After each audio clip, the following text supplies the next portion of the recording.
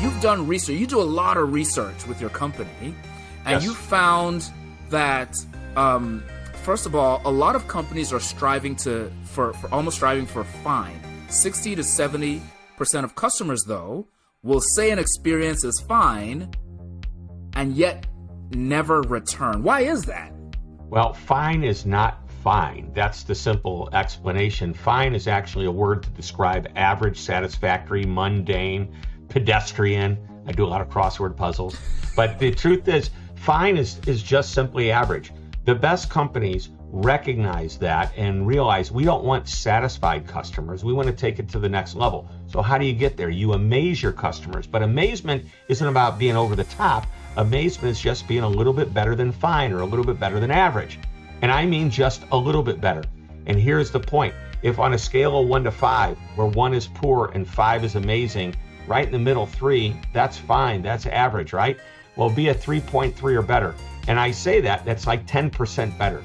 But when I interviewed and got to know Horst Schultz, who was the first president and co-founder of the Ritz-Carlton organization, we talked about this concept of better than average. And he and I have been talking about this for years, and we both are in total sync and agreement with it. So I said, can you assign a number to how much better than average you have to be? And he thought about it, and he said, like maybe 10%. I go, okay, that's not bad.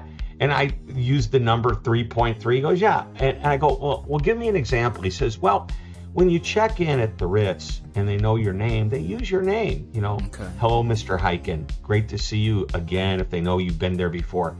But what's 10% better is when you come back and on the way by the front desk, the person says, have a good evening, Mr. Hyken, or enjoy your dinner, or whatever it is you're getting ready to go do. Just using the name bumps it up a little bit. And when you do that consistently, it becomes predictable. That's the experience that you typically get. And this is the way a customer thinks. I like doing business with them because they're always friendly. They're always so knowledgeable. They always get back to me quickly. Whatever a good positive experience is, followed by the word always, which means it's consistent. And that's what amazing companies do. They're consistently and predictably just a little above average. By the way, when there's problems, you can go above and beyond. When there's a special occasion that you know about, you can go above and beyond. But day in and day out, just be consistently a little bit above average. That is very much against what I've been led to believe. I've been led to believe that the best brands have almost phenomenal, unattainable experiences. You know, you quoted the Ritz-Carlton. Everybody sees the Ritz-Carlton as one of the gold standards, and yet you're saying 10% more, but consistent.